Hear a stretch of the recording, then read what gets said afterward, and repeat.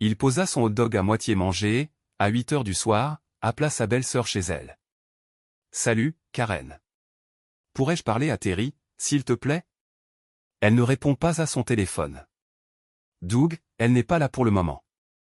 Elle est allée au magasin avec Peter. La batterie de son téléphone est déchargée. Je lui dirai de t'appeler dès qu'elle le pourra, d'accord?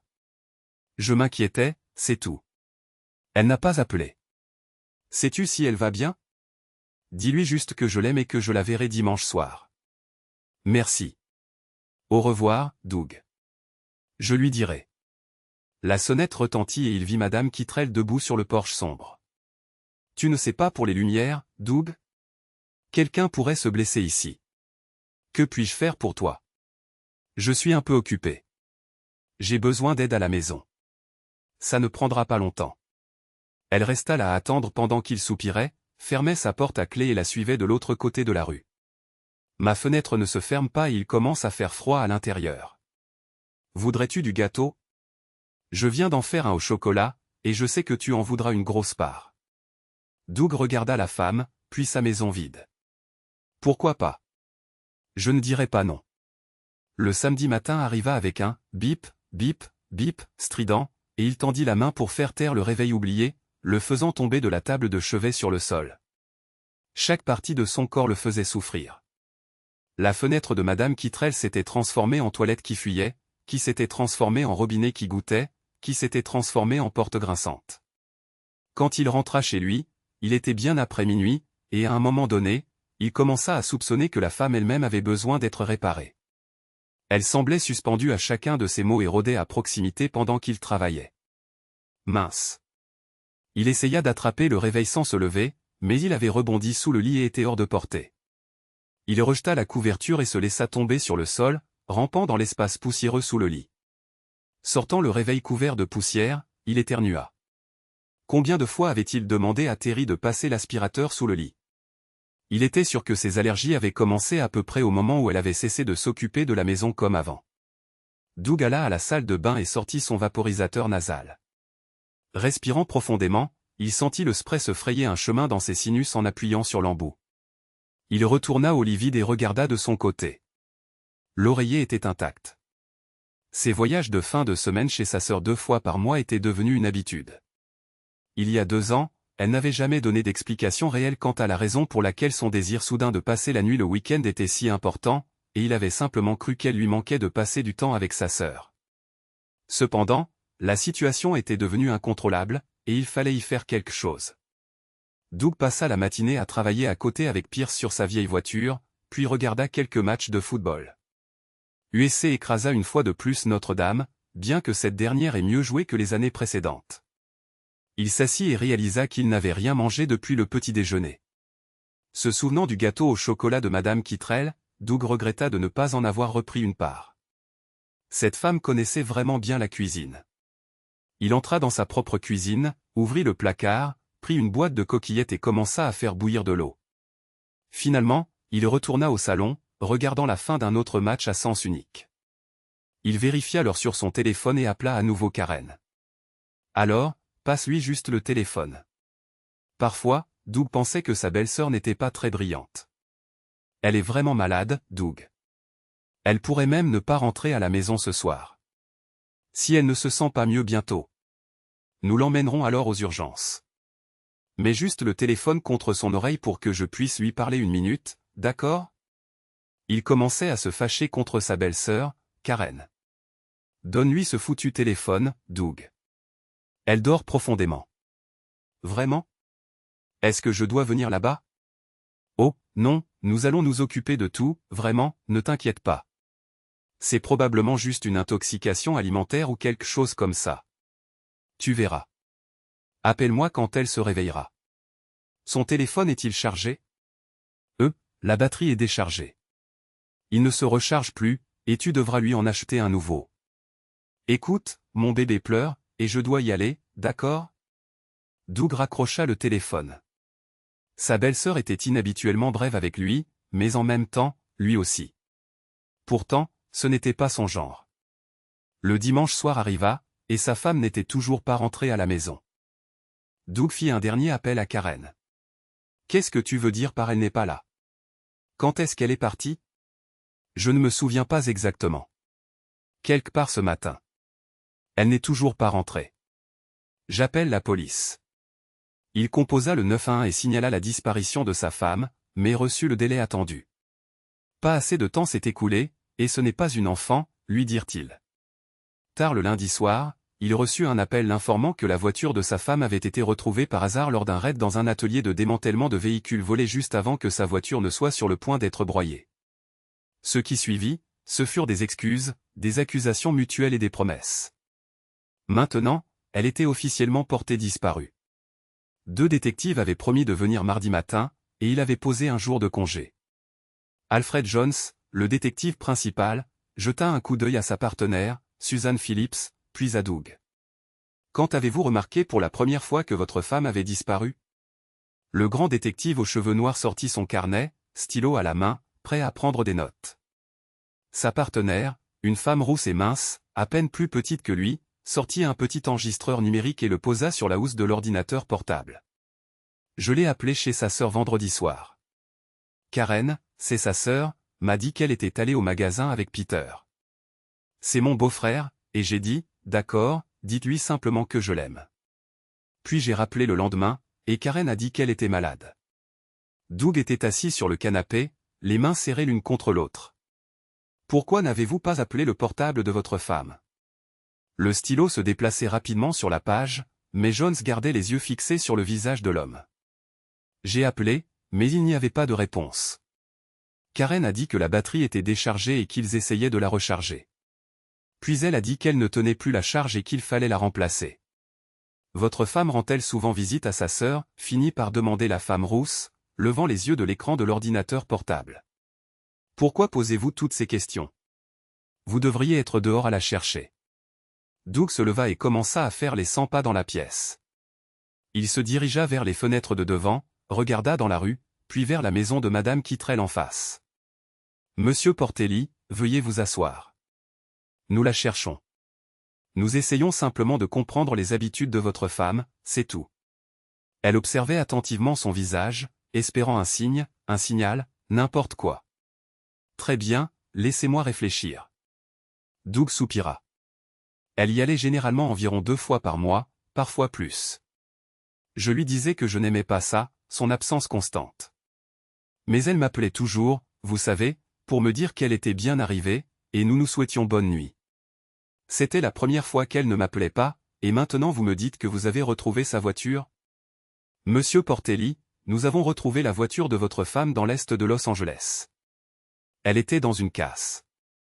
La rousse semblait presque trop impatiente de partager l'information, et Jones lui jeta un coup d'œil avec un mélange d'amusement et de doux reproches. Putain de bordel, je le savais. Je vous ai appelé pour commencer à la chercher, et je me suis fait envoyer promener. Maintenant, sa voiture a été volée, et elle a disparu. Qu'est-ce qu'il vous faut de plus, putain? Merde. Je dois changer les serrures. Dieu seul sait qui a les clés. Doug se rassit, s'enfonçant lourdement dans le coussin. Nous avons besoin d'informations sur votre belle-sœur afin de pouvoir lui rendre visite. Jones ne voyait pas d'inconvénient à laisser Phillips mener la plupart des questions. Il était son seul partenaire depuis qu'elle était devenue détective l'année dernière, et il était fier des progrès qu'elle avait réalisés. Apprendre les ficelles du métier, comprendre les choses. Bien sûr, je vais tout vous écrire. Avez-vous besoin d'indications pour aller chez eux? Il se leva pour chercher un stylo. Non, ça va. Nous trouverons nous-mêmes. Phillips fixait intensément quelque chose sur son écran. Ai-je besoin d'un avocat? Dans toutes les séries policières, le mari est toujours le principal suspect. Pour être honnête, monsieur Portelli, pour l'instant, vous êtes notre seul suspect. Mais nous vous disculperons dès que possible, d'accord? Et puisque vous en parlez, où étiez-vous ce week-end? Vendredi soir? J'étais chez Madame Kittrell. Elle habite en face. Elle avait besoin qu'on répare une fenêtre avant qu'il ne fasse nuit, mais je suis resté plus longtemps que prévu. Elle avait besoin d'une chose, puis d'une autre, puis d'une troisième. Je n'ai quitté sa maison que tard. Elle n'arrêtait pas de me trouver du travail à faire. Samedi, j'ai passé la plus grande partie de la matinée avec Jack Pearson. Il habite à côté. Nous travaillons sur sa vieille voiture. Enfin, je crois. C'est une épave, mais il l'adore. Après ça, j'ai regardé des matchs de football. Le dimanche, je suis resté à la maison, j'ai regardé le football et je me suis demandé où diable était ma femme et pourquoi elle n'avait pas appelé. Madame Kittrell, vous avez dit? Oui. S'il vous plaît, retrouvez ma femme. Jones et Phillips traversèrent la rue et disparurent dans la maison de Madame Kittrell. Peu de temps après, ils ressortirent, traversèrent à nouveau la rue et frappèrent à la porte de Pierce, mais personne n'était chez lui. Jones laissa sa carte de visite coincée dans l'encadrement de la porte, demandant à l'homme d'appeler. Les deux détectives s'éloignèrent en voiture, et Doug resta sur le porche à les regarder partir. Il rentra à l'intérieur, ferma les rideaux du salon et s'allongea. Quel week-end horrible, pensa-t-il en larmes. Il savait qu'il ne reverrait plus jamais sa femme. Qu'est-ce que tu en penses, Suzanne, demanda Jones alors qu'il tournait sur l'autoroute 405 en direction du nord vers Ventura. Je ne sais pas. Quoi qu'il se soit passé, il est définitivement bouleversé et anéanti. Elle confirme son histoire de vendredi soir, mais il n'a pas d'alibi pour le reste de la journée. Puisqu'il n'a travaillé que jusqu'à midi. Pierce dira probablement la même chose. De plus, il a dit que sa belle-sœur n'arrêtait pas de trouver des excuses. Alors voyons ce que sa sœur a à dire. Je crois qu'il se passe plus de choses que Portelli ne veut bien dire, ou même qu'il ne sait.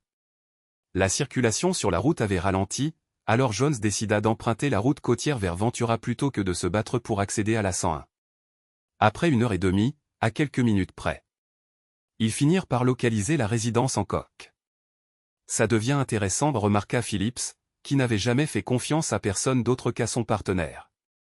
Tu réalises qu'on est en dehors de notre juridiction, n'est-ce pas, demanda Jones. Nous allons là où l'enquête nous mène. Tu le sais. Ding dong. La sonnette retentit, et une enfant d'environ 6 ans ouvrit la porte. Elle leva les yeux vers eux, les yeux grands ouverts de surprise. Maman, il y a des gens. Bon sang, Leslie, combien de fois t'ai-je dit de ne pas ouvrir la porte? Va dans ta chambre. Une femme blonde échevelée ouvrit la porte plus largement. Oui, demanda-t-elle, une cigarette à moitié consumée coincée entre ses lèvres. Sa robe de chambre était entr'ouverte. Jones jeta un coup d'œil à Phillips. La sœur n'avait rien à voir avec ce à quoi il s'attendait, surtout quand on considérait que la maison des Portelli appartenait clairement à la classe moyenne supérieure. Il s'éclaircit la gorge et présenta son badge. Madame Hancock, je suis le détective Jones, et voici ma partenaire, la détective Phillips. Nous sommes ici pour vous parler de votre sœur. Le visage de la femme pâlit. Puis elle essaya de reprendre ses esprits. Entrez. Désolé pour le désordre, les enfants, vous savez. Les deux détectives jetèrent un coup d'œil autour de la pièce. On aurait dit qu'une tornade avait balayé l'endroit quelques instants plus tôt. Des jouets d'enfants étaient éparpillés sur les meubles, et plusieurs canettes de bière vides gisaient au milieu du fouillis. Elle débarrassa rapidement le canapé et un fauteuil. Désolé, répéta-t-elle. Vous avez dit que ça concernait Terry? Jones remarqua un léger tremblement la parcourir. Oui, elle a disparu. Nous essayons de déterminer à quelle heure elle a quitté votre maison dimanche. Le visage de la femme pâlit de nouveau. À ce moment précis, son mari entra depuis le jardin.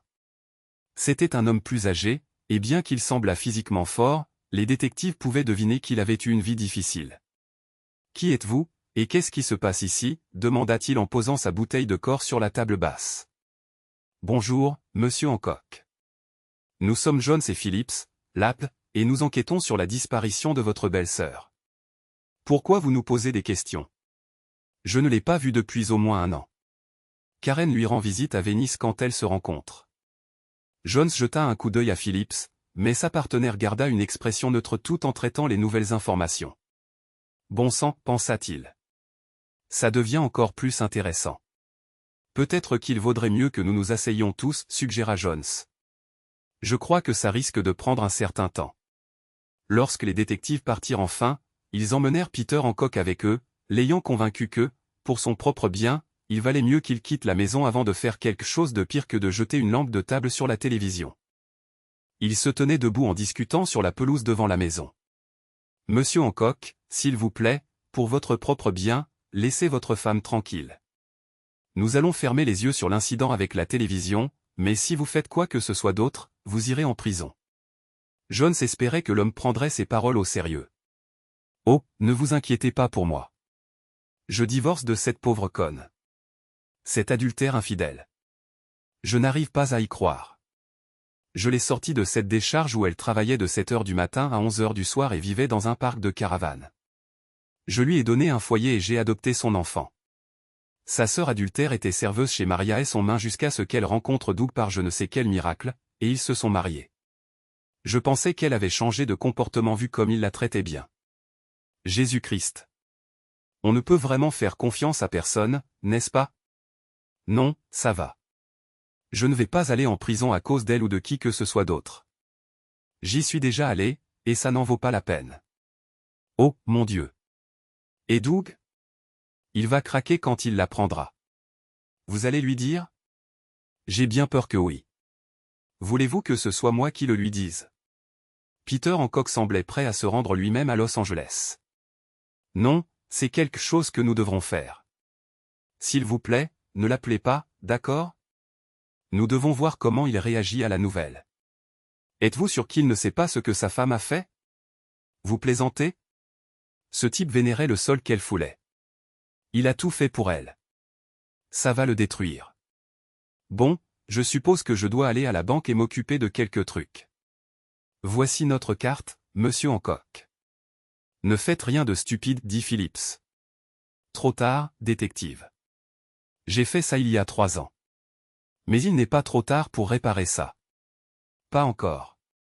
Bon sang, Suzanne, c'est toi qui conduis. D'accord, dit Jones en s'installant sur le siège passager. Très bien. Mais d'abord, allons manger un morceau. Je connais un endroit près de la marina. D'accord, tu as gagné. Je suppose que c'est mieux qu'un Whopper. Mon Dieu, tout est mieux qu'un Whopper. Tu vas te tuer si tu continues à manger ces cochonneries. Il faut que tu arrêtes. Attends, qu'est-ce que tu as dit? Les rebuts de la caravane? C'est comme ça qu'on appelle les gens comme ça à la marina. Phillips jeta un coup d'œil au menu et commanda une salade de crabe. Jones, lui, opta pour un fish and chips. Tu sais, Al, à force de manger toute cette friture, tu vas y passer, dit Phillips en sirotant son coca. C'était du grand article. Il a pris la lampe et l'a balancée sur l'écran. Jerry Springer, bon sang. Du grand article. Jones éclata de rire. C'est comme dans l'émission, ce n'est pas la vraie vie. Comment les gens peuvent-ils merder à ce point? Oh chéri, il faut que je te dise quelque chose, et ça va passer à la télé. Allons. Qu'est-ce que tu en penses? La réaction de Portelli sera. La salade de Phillips arriva, et elle commença à manger. Je ne sais pas. Était-elle vraiment capable de cacher sa face d'adultère tout ce temps? Elle devait l'être s'il vénérait le sol qu'elle foulait. Le pauvre type. Jones regarda son fish and chips, se demandant s'il avait finalement fait le bon choix. En supposant qu'il soit innocent, dit Philippe. En supposant qu'il soit innocent, répéta Jones avec un sourire narquois. Il n'a toujours pas d'alibi pour la deuxième moitié de la journée. Seules les personnes coupables ont un alibi pour chaque minute. Plus tard, alors que Phillips roulait vers le sud sur la Pacific Coast Highway, Jones passait en revue ce qu'ils avaient appris et tapait ses notes sur un ordinateur portable. Tu sais, dit-il, cette affaire commence à prendre une toute nouvelle direction. Je me demande qui était son amant. Il vaut mieux qu'on le découvre vite. Si Portelli s'en rend compte, il pourrait concentrer toute son attention sur lui. Qu'est-ce que tu en penses? C'est le genre vengeur? Phillips jeta un coup d'œil à son partenaire et klaxonna sur une voiture qui essayait de les couper. Je ne sais pas. Je suppose que ça dépend s'il est au courant de quelque chose ou pas. Attends. Jones sortit son téléphone portable et composa le numéro de Portelli. Bonjour, M. Portelli, c'est Alfred Jones. Nous nous sommes parlé ce matin. Jones commença à gribouiller dans son bloc-notes. Oui, nous aimerions vous reparler. Est-ce que cet après-midi vous conviendrait? Il griffonna encore un peu. Très bien. Vers 6 heures alors. Merci. Jones nota autre chose dans son carnet, raya quelques lignes, puis se remit à taper sur l'ordinateur portable. Il va nous rencontrer, dit-il. Chez lui. Mais il a engagé un avocat. Je ne lui en veux pas.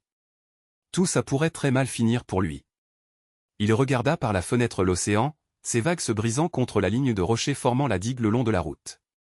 Putain, je déteste les affaires comme ça. Personne ne gagne, et parfois j'ai l'impression que c'est la mauvaise personne qui finit en prison.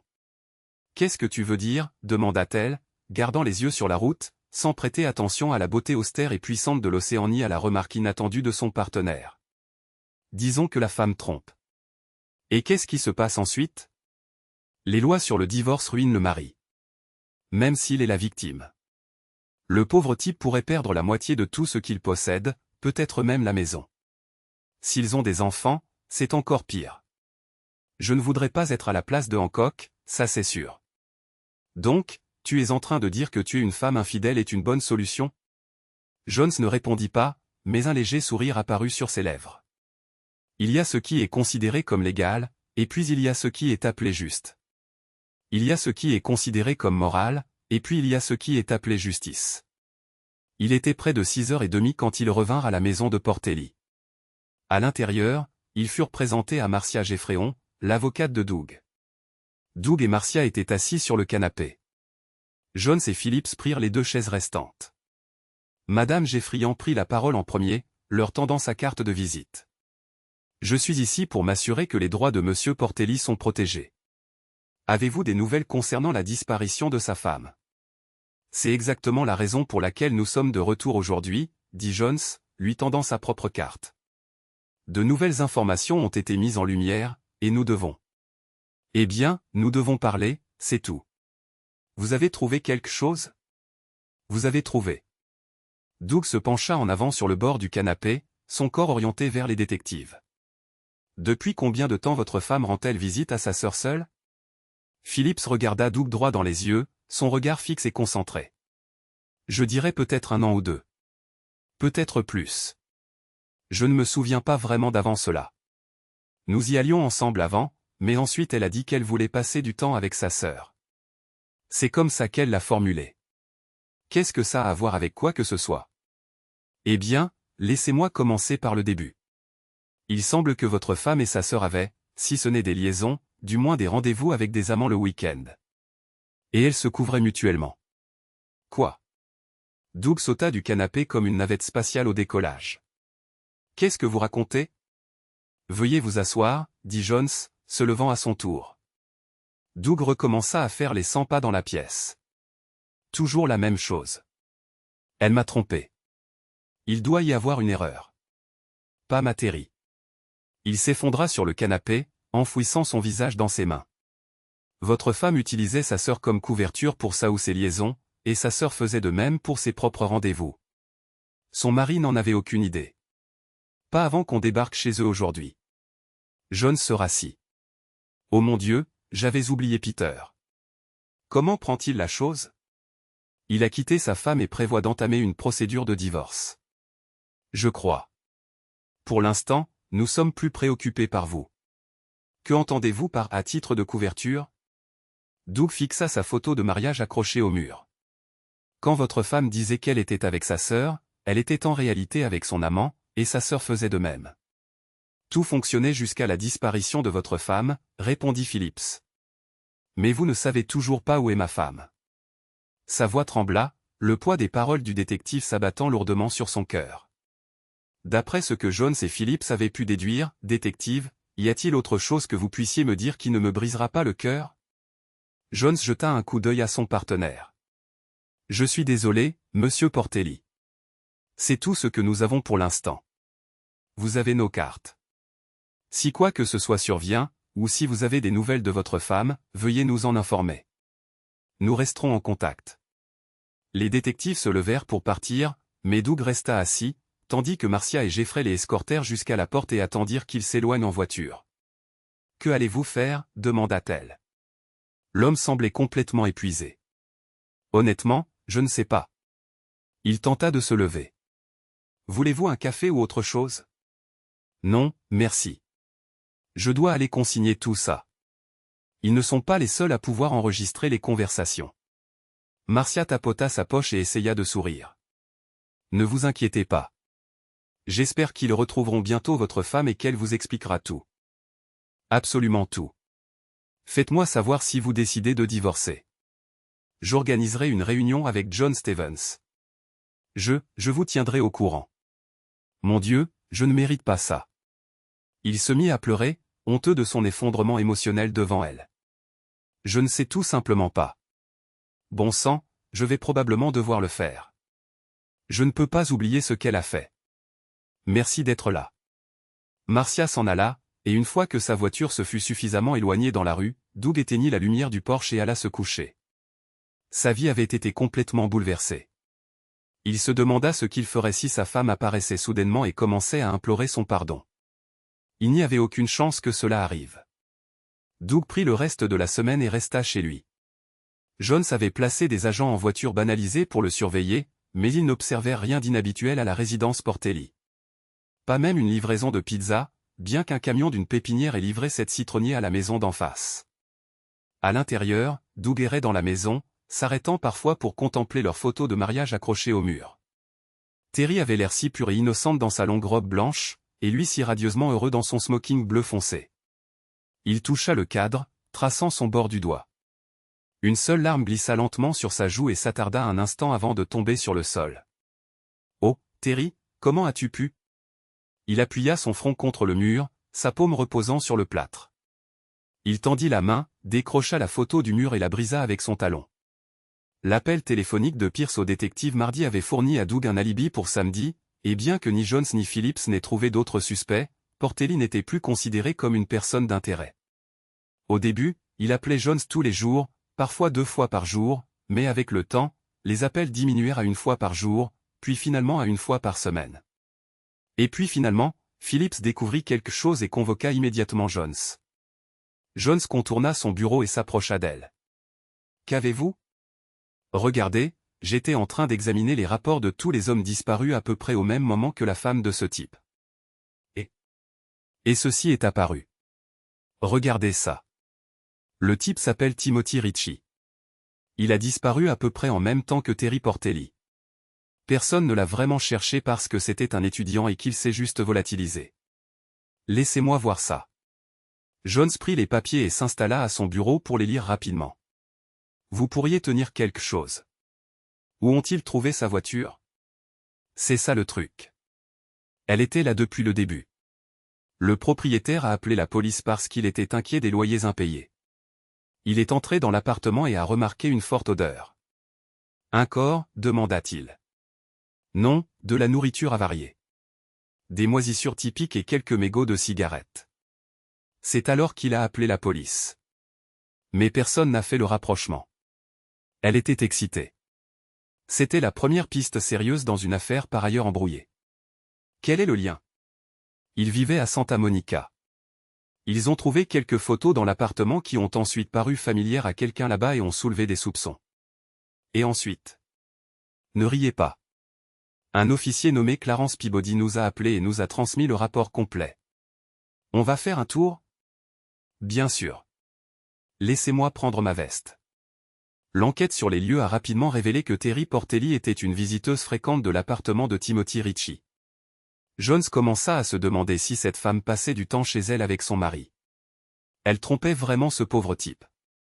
Combien allons-nous lui en dire? Phillips regarda son partenaire, attendant une réponse. Le strict minimum, je trouve, dit Jones. Il en a déjà suffisamment bavé. Mais ça ne répond toujours pas à la question de savoir où ils sont passés. Tu crois qu'ils se sont enfuis ensemble? Philippe secoua la tête. Non. Les comptes joints de Portelli sont toujours intacts. Et elle recevait toujours des virements réguliers. Pourquoi fuir? Quoi qu'il se soit passé, ça s'est produit dans sa voiture. Ils sont tous les deux morts. J'en suis sûr. Suzanne, je ne crois pas qu'on va réussir à élucider cette affaire. L'enquête piétine. N'abandonnons pas. On vient à peine d'entendre parler de ce type, non? Il va bien finir par se passer quelque chose. Il faut juste attendre et voir. Il faut qu'on implique les médias et qu'on diffuse une photo du type. Mais tout ce qu'ils avaient, c'était quelques photos du couple disparu ensemble. Et les photos d'identité sur leur permis de conduire. Jones sortit son téléphone portable. Monsieur Portelli, ici le détective Jones. Nous avons de nouvelles informations concernant la disparition de votre femme. Vous plaisantez. Vous l'avez retrouvée? Elle va bien? Non, monsieur. J'ai dit que nous avions de nouvelles informations. Pas que nous l'avions retrouvée. Nous avons retrouvé le type avec qui elle. Ce type avec qui elle couchait. Ce n'est rien, détective, vous pouvez le dire. J'ai fini par accepter le fait que ma femme était infidèle. Vous ne l'avez pas retrouvée, n'est-ce pas? Elle s'est enfuie avec ce type. Non, monsieur. Nous pensons qu'ils sont tous les deux morts. C'était un étudiant. Il n'avait pas les moyens de disparaître, et les deux véhicules ont été retrouvés. S'ils avaient pris l'avion, on l'aurait découvert maintenant. Nous soupçonnons une affaire de drogue. Un étudiant? Mince alors. Je ne suis pas si vieux. Je n'ai que 34 ans. Pourquoi choisirait-elle un étudiant? Ah, peu importe. Désolé, détective. Ça rouvre de vieilles blessures. Je pensais pouvoir accepter le fait qu'elle me trompait, mais... Il raccrocha. Jones dit avec frustration, j'aurais dû m'y attendre. Très bien, demandons à Gonzalez de diffuser ces photos à l'antenne. Ce soir-là, Doug regardait les informations et vit le type qui lui avait pris la femme qu'il avait autrefois idolâtrée. Au fond de lui, il savait que sa femme était responsable de tout ce qui lui était arrivé. Mais ça lui faisait toujours aussi mal, comme s'il avait fait quelque chose de mal. Assis à côté de lui, il y avait son beau-frère, Peter. Bon, eh bien voilà. Si personne ne le savait avant, ils le savent sûrement maintenant. Désolé, mec. Au moins, ma femme adultère n'a pas fini à la télévision. Il prit une autre gorgée de bière, finissant sa canette. Merci, dit Doug. Tu en veux une autre? Non, 3, ça suffit. Tu as reçu le chèque pour la voiture? Oui, il est arrivé la semaine dernière. Ils ont mis le temps avec le rapport de police et toutes ces foutues compagnies d'assurance. Cette voiture était pratiquement neuve. Je vais me coucher.